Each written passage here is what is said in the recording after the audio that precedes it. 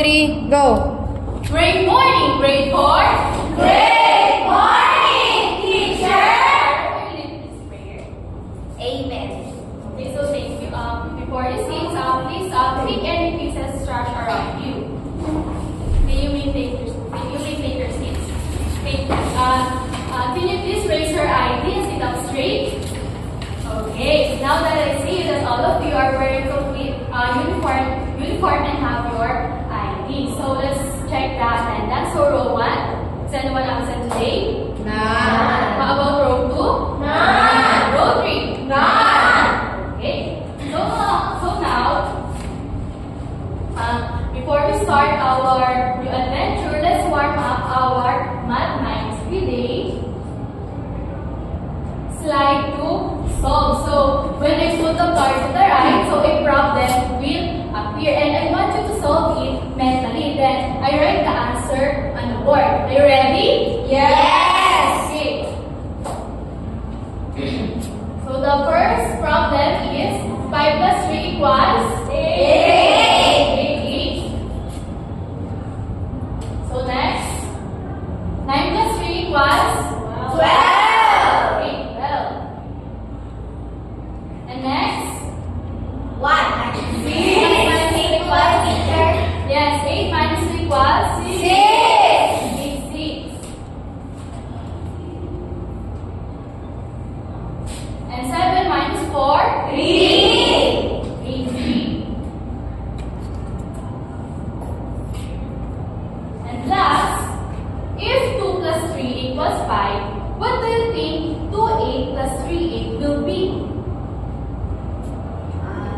7 over 8. Okay, so 2 plus 3 equals 5. So what do you think 2 8 plus 3 8 will be? 5, 16. Okay, let's check. Let's check later. So 5.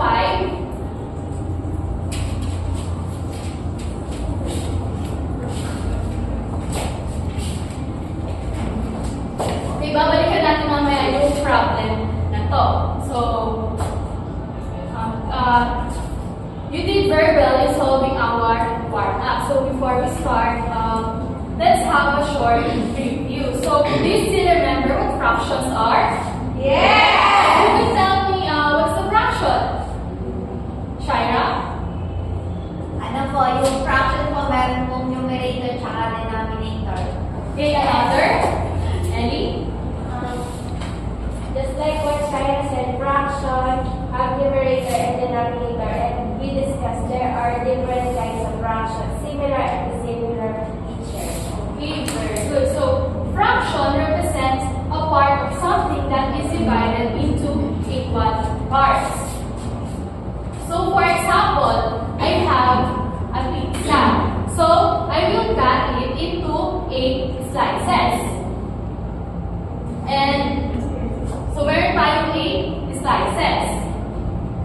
So, I eat 3 slices. So, what pizza, what fraction of the pizza do I have? 3 over 8. Okay. So, kung ito nasabi nyo kanina, yung fraction ay merong numerators and denominators. So, ito nga sa taas, ito yung Numerators. And ito nga sa baba yung Denominator. okay, good. So, now, balikan natin yung problem kanina. So, if 2 plus 3 is 5, what do you think is that 2 8 plus 3 8 will be?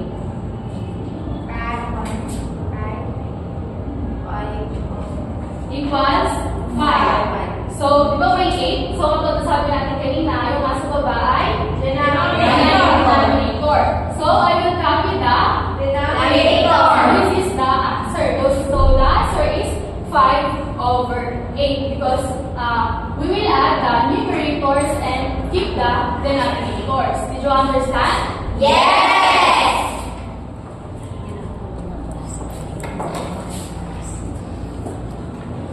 Okay, so very good that you remember what fractions are. We will learn something new, how to add and subtract that have the same denominator.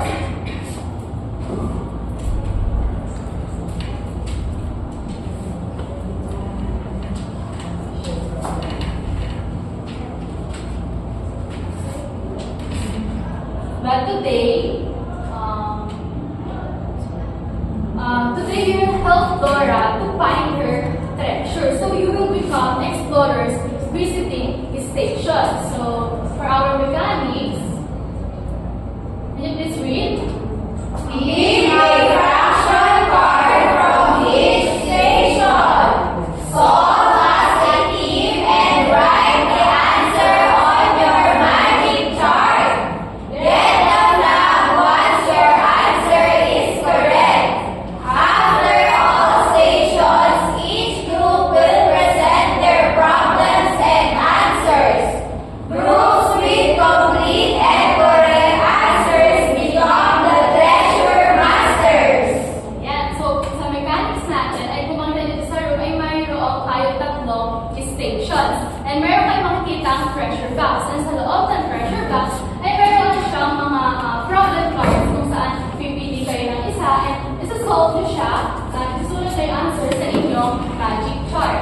And pag na-check nyo na yung answer, ay maaari na kayong kumuha ng lab. So, after all stations, so each group will present their problems and answer. So, groups with complete and correct answers become the treasure masters. So, I will group you into 3. So, this is group 1, group 2, and group 3. You may start now.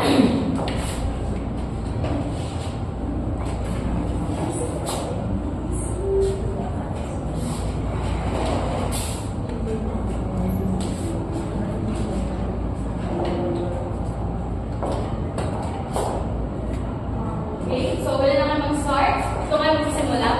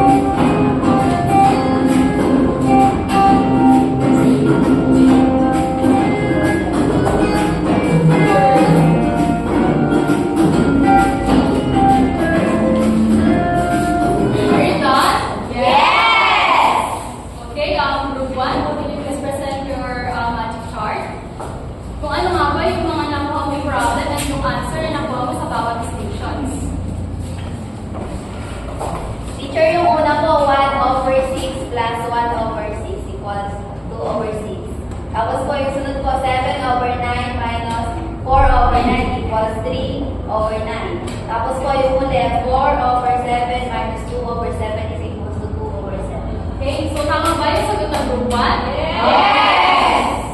Okay, next group.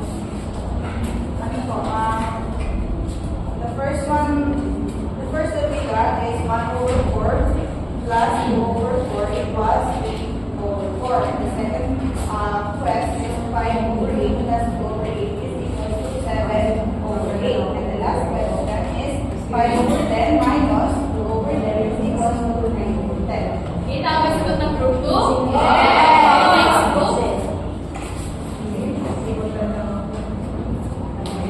So first one is 3 over 8 minus 1 over 8. And the answer is 2 over 8. The next one is 3 over 12 plus 5 over 12. The answer is 8 over 12. And then the last one, 3 over 5 plus 1 over 5 is equals to 4.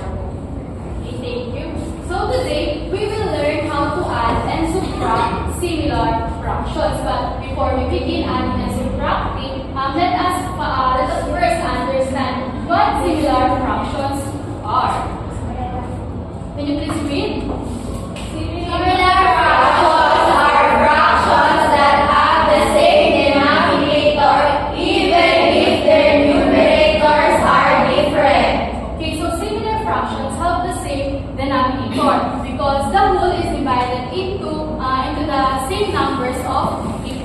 equal parts. So, for example, it's a string. So, 4 over 5, 7 over 5, 6 over 5, 3 over 5, and 2 over 5, and 5 over 5. So, all these fractions of 5 is the denominator. So, these are all similar fractions. Did you understand? Yes! Okay, now that we know what is similar, fractions, let's learn how to add them.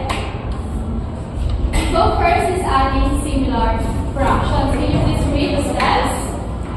Check if the denominators are the same. Add the numerators. Keep the denominators.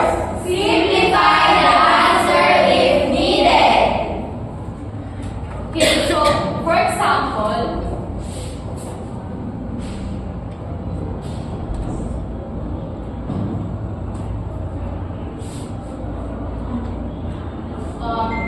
do they have the same denominator? No!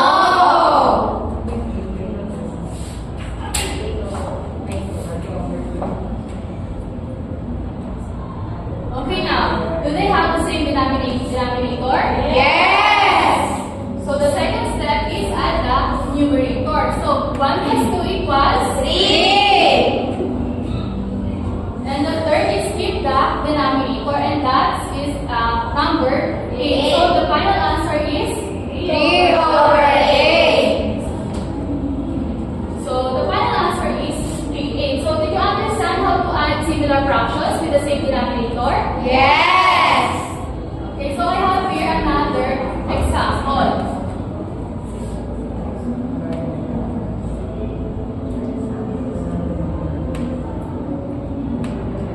Who wants to answer? Mariana?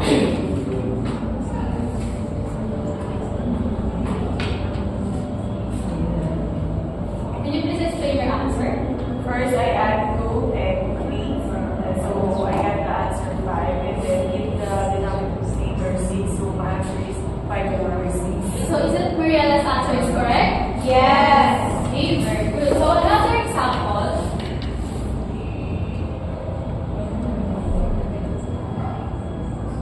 Wants to answer? Jenny?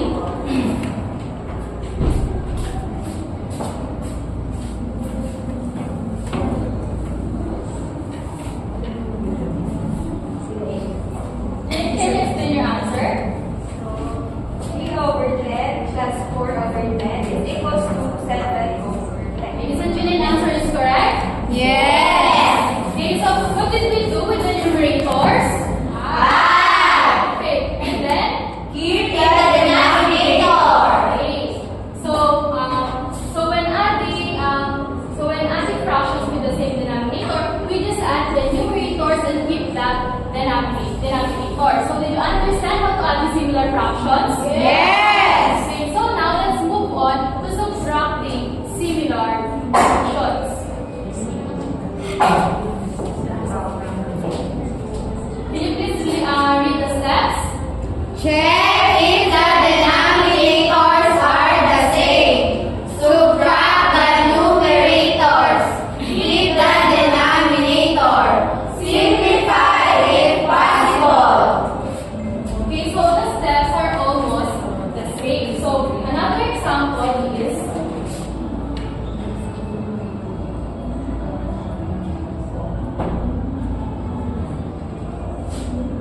do they have the same denominator? Yes! Okay, so next step is subtract the numerator. So 7 minus 3 equals 4. Okay. And keep the denominator, and that's number 8. So we get 4/8. Is 4/8 in simplest form? No! No, okay, correct. We can divide both numerators and denominators, and that's because simplify into its lowest term. Okay, so now we divide 4 by 4. So 4 divided by 4 equals 1. Okay, so 1. 4 divided by 8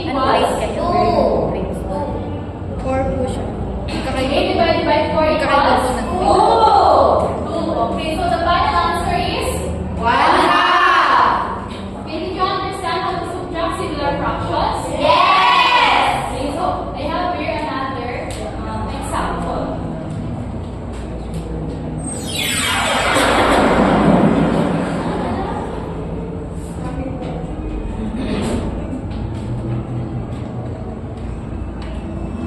So who wants to answer? Catherine?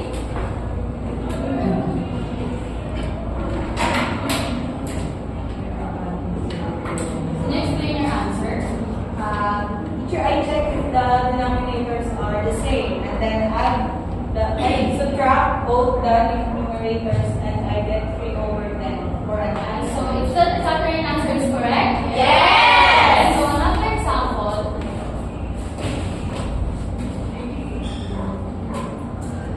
So who wants to answer? Shaira?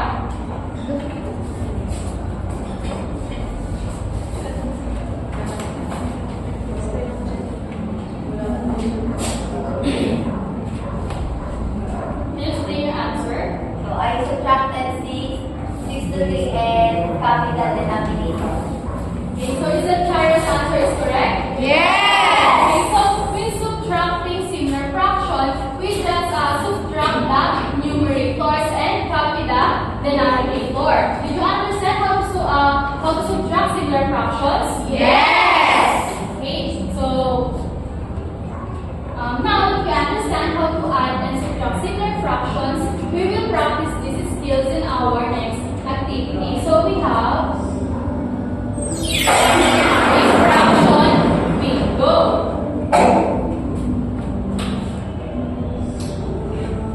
So para sa ating mechanics ay meron ako ditong fraction bingo cards, and meron ako sasabihin ng problem sa inyo, and yung answer is hahanapin ninyo sa inyong bingo card. And if natin yung answer is tantusan niyo siya or mark it. Do you understand? Yes!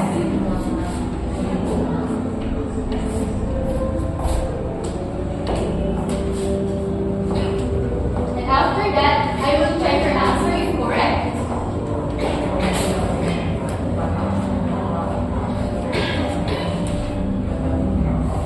Are you ready? Yes! Okay, so the problem is,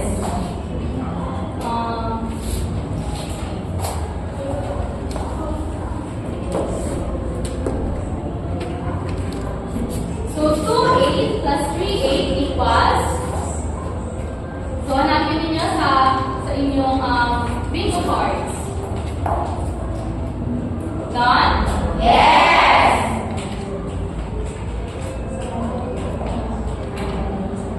Okay, next. So letter I. 3/8 plus 4/8 equals? Hanapin niyo na. Done? Yes! Okay, so sa letter N, 3 plus 3 over 6 plus 2, 6.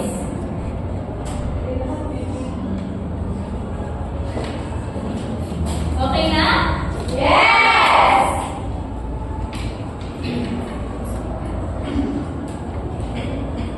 Okay, so next, sa letter G, 2 over 4 plus 2, 4.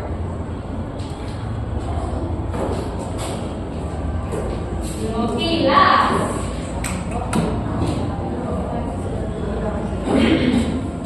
Okay.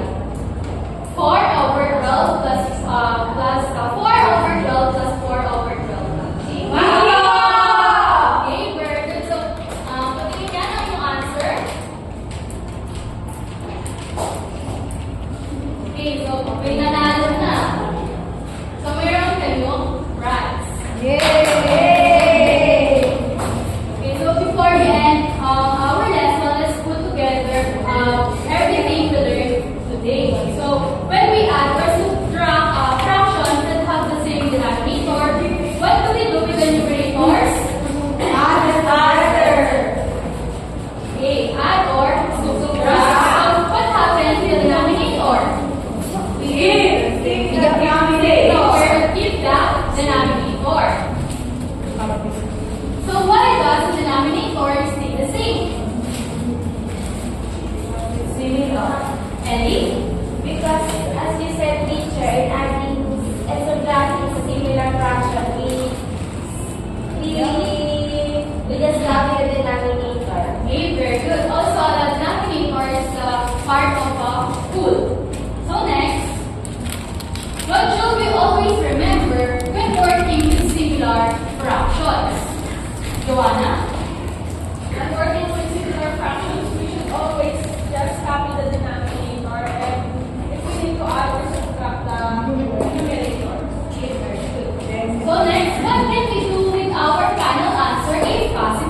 Mariela? We can simplify it if it's stated. Okay, that means when adding or subtracting similar fractions, so remember, when adding or subtracting similar fractions, we add or subtract the numerators, keep the denominator the same, and simplify the answer if we can. But class, we received a letter from Dora the Explorer. She needs our help. So can you please read the letter from Dora? Hola, friends! I'm selling snacks for our school adventure. But Boots and Swiper already bought some pieces. I need help checking how many snacks I have sold and how many are left. Can you pretend to be the vendors and help me solve the fractions? Gracias, love, Dora. Okay, so ayan, tutulungan natin si Dora na ma-solve yung kanyang problem. So meron ako dito mga cards kung saan nakalagay dito yung mga items or yung mga kailangan ninyo ibenta. So matulad na sa letter ni Dora, mag-pretend kayo bilang vendors. Are you ready? Yes! Okay, so I will group you into 4 groups. So this is the group 1, the banana vendors, and group 2, the cookie sellers, and group 3, juice box stall, and group 4, sandwich stand. So you may now start. And after that, you will share your answers.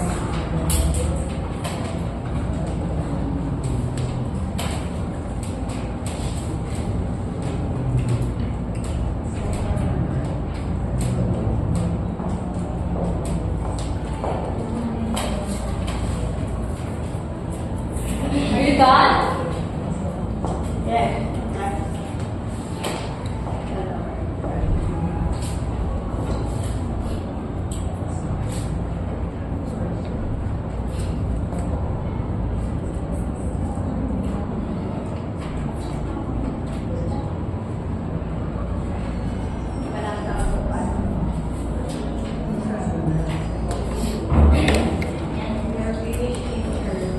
Are you done? Yes! So I want dalawang groups yung mag-present ng kanilang answer. Okay, group 1? Yes. Dora received another batch of 8 banana slices for the afternoon. 2 customers bought 2 eggs and 3 eggs of the bananas. Our task is how many banana slices were sold in total and how many slices are left. To know how many banana slices were sold, we have to add 2 eggs and 3 eggs. So the answer is 5/8. And for the slices that are left, it is 3 eggs. So is it group 1 answer is correct? Yes. Okay. Want to share? Pero ako dapat nagpag-talk. Okay, go. Share your answer. Dora baked another 8 cookie bites for a school event.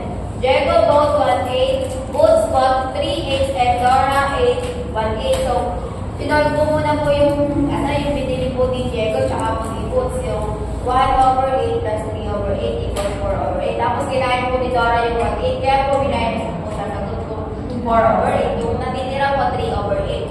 Okay, very good. So when Dora sold or gave items, what did we do with the numerators? Okay, very good. So what happened to the denominator when you solve the problems? Stay the same. So how do these problems connect to real life? So yung ginawa niyo po sa solve, ano nga ba siya nakakatulong in real life situation? Ellie? The problem is about adding and subtracting fractions. We can apply it in real life. For example, when we are buying in the store or in the market. Very good. Another one to answer. Mariela? Joanna? We can apply it in real life. For example, if we want to share for our friends, then we have to cut it or the parts, equal parts to it. Okay, very good. So, yung fractions, hindi lang natin siya basta na-apply sa pagsusolve. So, magagamit din natin siya in real life situation. So, halimbawa na lang is yung pag sumasama kayo ng mga lengke, di ba? Ay ginagamitan din natin siya ng adding and subtraction. Now, did you understand how to add and subtract similar fractions? Okay. So, see if you really understand. So, I have here a short activity. So, for our instruction is to solve the following problems, write the fractions in simplest form. So, get one whole sheet of paper and answer please. Are you done? Yes! So, pass your paper forward. Okay. So, for your assignment, so fraction art assignment. So, we have a name and date. So, for our instructions, choose a shape to draw circle, rectangle, or square. Divide your shape into equal parts, color or shade some parts to show fractions. So, use your drawing to show addition or subtraction of fractions, and write the fraction equation under your drawing to match what you illustrated. And be creative, you can use patterns, designs, or labels to make your fractions clear. So, katulad ng nasa example, nag-drawing siya ng circle and dinivide niya into 8 equal slices. Yung ginamitan niya ng color. So, kung saan